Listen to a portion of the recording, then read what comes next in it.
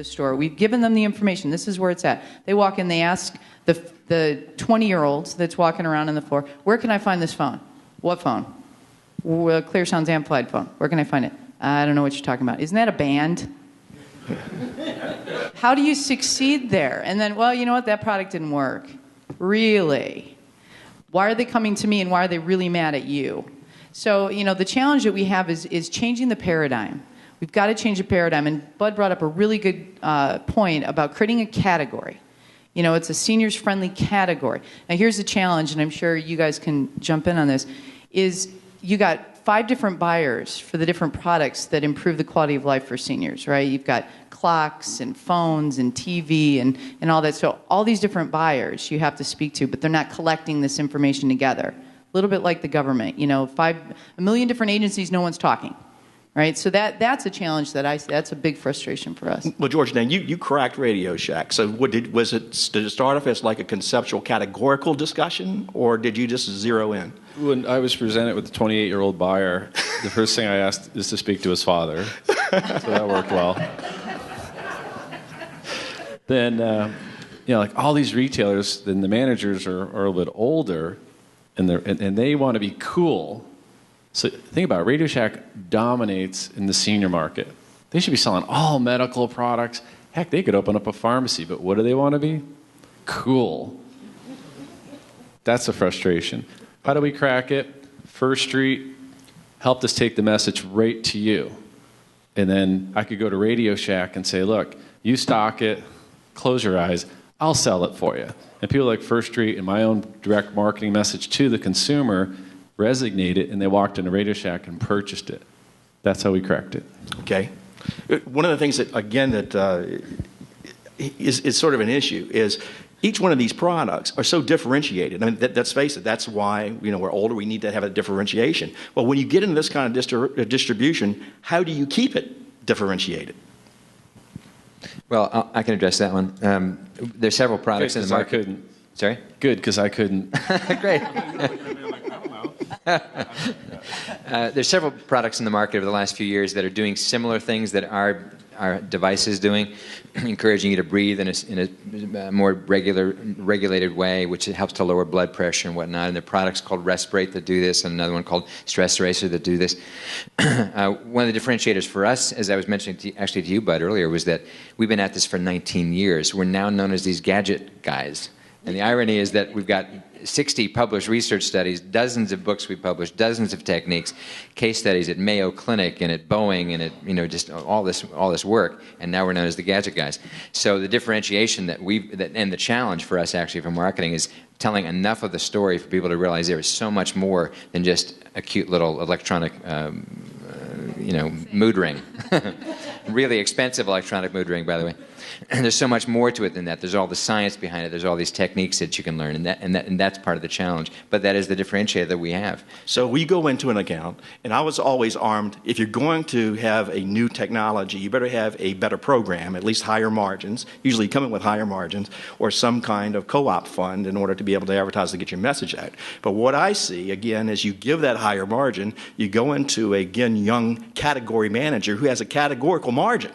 So you could have 10, 15 points higher. What he doesn't care about that. He just has to make this, 10 or 20 points lower.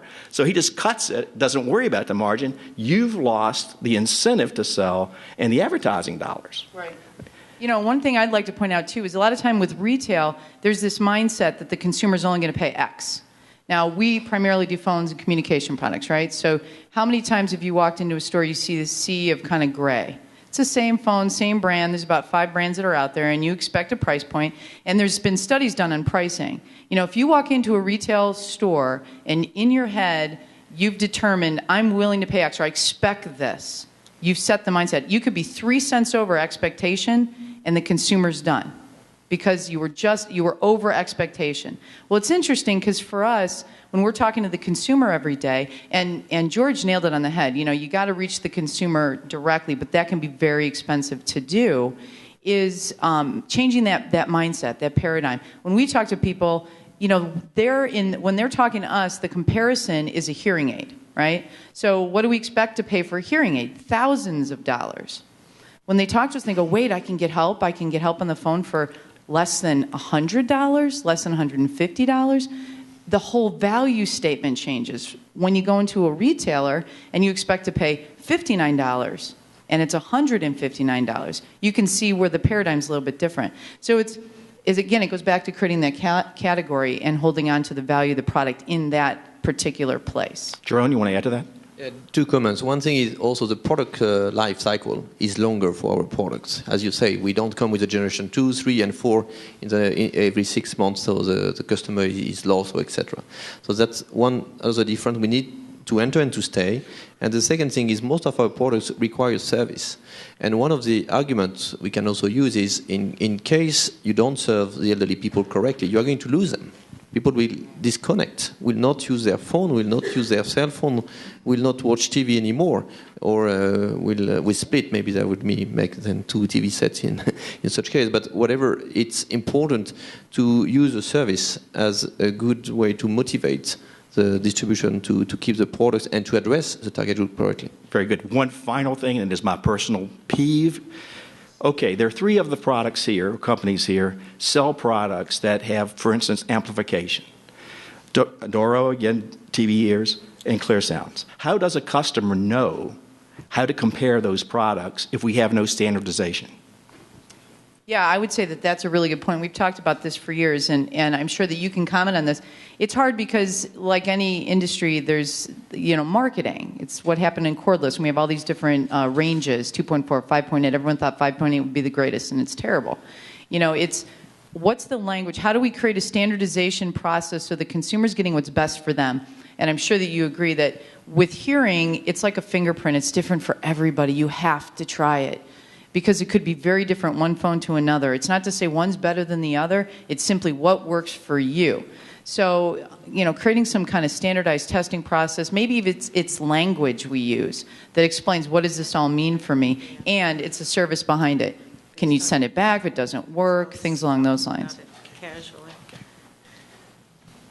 Yeah. Go ahead, Jérôme. Yeah, the world of the DBs, it's something that we can play with, and it's as a marketing gimmick instead of a real scientific approach, which would be something that reassures the elderly people that they know what they buy. Because this is also a target group which is very much sensitive to the advice and the trustful word from normally a brand or from the distributor. And again, if the distributor is not the one which is advising that this device is okay for them, then they are going to lose the contact with this target group. And some in Europe, you have some of these specific distributors which are targeting the elderly target group specifically, called senior stores or other, and they are progressively getting this trust from the elderly people, which makes them a good channel to sell. Well, the CEA is not going to do it. It has to be self-governed, and I think that's one reason why we're here: collaboration and communication. Susan? This was a great panel. Let's